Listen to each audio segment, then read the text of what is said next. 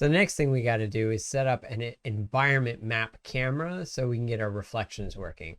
Basically, we're going to create a camera, we're going to take an equirectangular render, and then we're going to assign that render to a Hubs component inside of the scene properties of the Blender file. Let's show you how that works.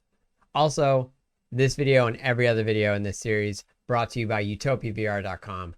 Check them out. We're going to create an environment map camera. So we're just going to create a new camera. It's just add camera, and I'm going to zero out its rotations here. And then the next thing I'm going to do is rotate it so that it is facing down X. Okay, so I need to, if I'm looking at it from this angle, just rotate it 90 degrees that way, and then I can rotate it 90 degrees that way.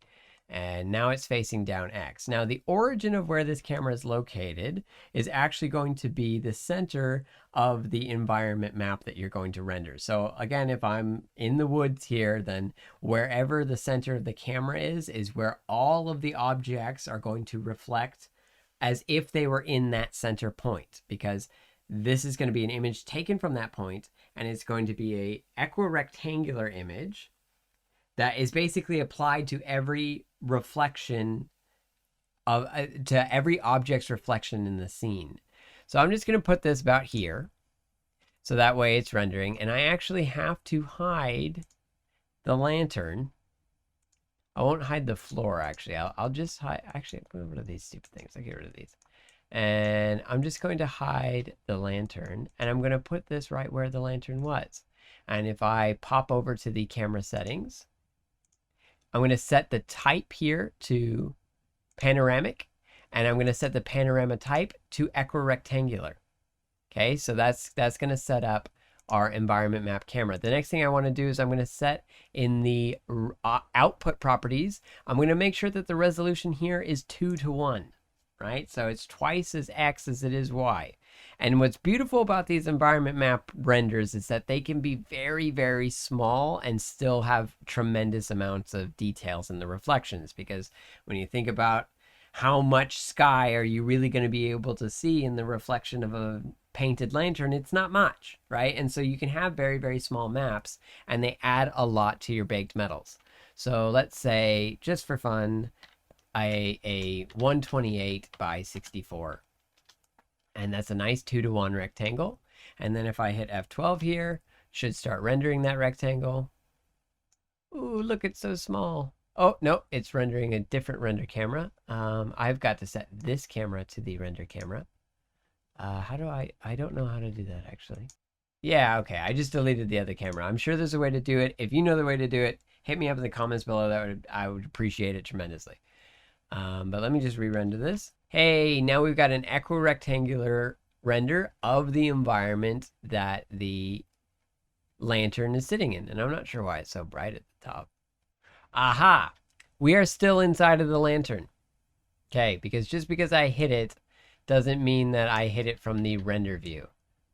So, collection time. I'll create a new collection and call this lantern. And I'll put the Sketchfab model into the lantern collection, and I'll turn it off there. That should do it. I'll just unload it. Ta-da! Let's see. Mother! I don't know why this is happening this way. I want them all to go into the lantern collection, and they are not wanting to do that. I'm going to... There is an amazing add-on by an amazing person named Imaginer that has the collection manager, and I don't have the collection manager on here, and that's why I'm struggling. So if you are struggling with this type of thing, you need the collection manager add-on from Imaginer. That will help you tremendously, because this is just not fun. Move to collection.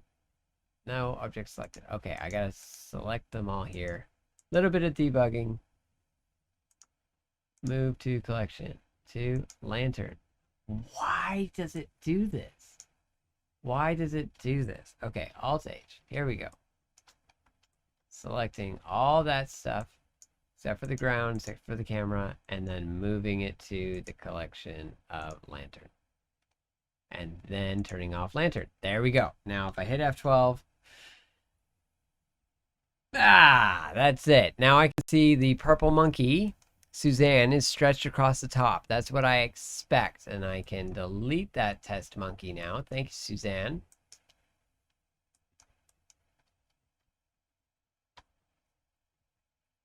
Crashing.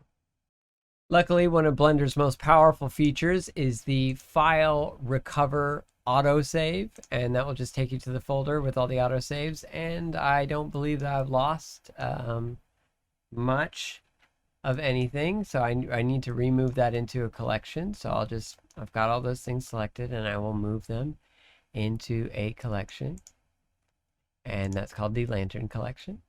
And I'm going to disable the Lantern Collection, and I'm going to delete Suzanne. Thank you, Suzanne. And then I am going to hit F12, and it should render out. Yep, it should render out the view of the world omnidirectionally from that point.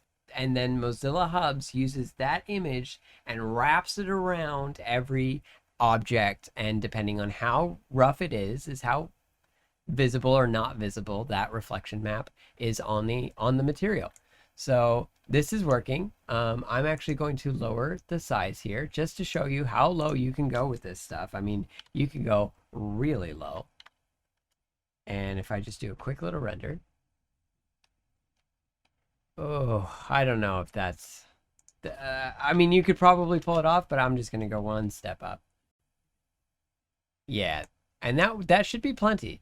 So from there, I'll go to Image, Save As, and then I'll call this on map. And it's important that this is saved as an HDR, Radiance HDR, because this is a 32-bit image, and that sun is a certain level of brightness more than just pure white. It has floating point values. With the environment map, what I like to do is I like to go to the world materials here, and I just like to bring in that little image here, and I go to open, and I add this little environment map. Now, once it's in the Blender scene, it's in. You don't need to plug this into anything. All you need to do is go over to this scene properties icon right here, and then go to Hubs.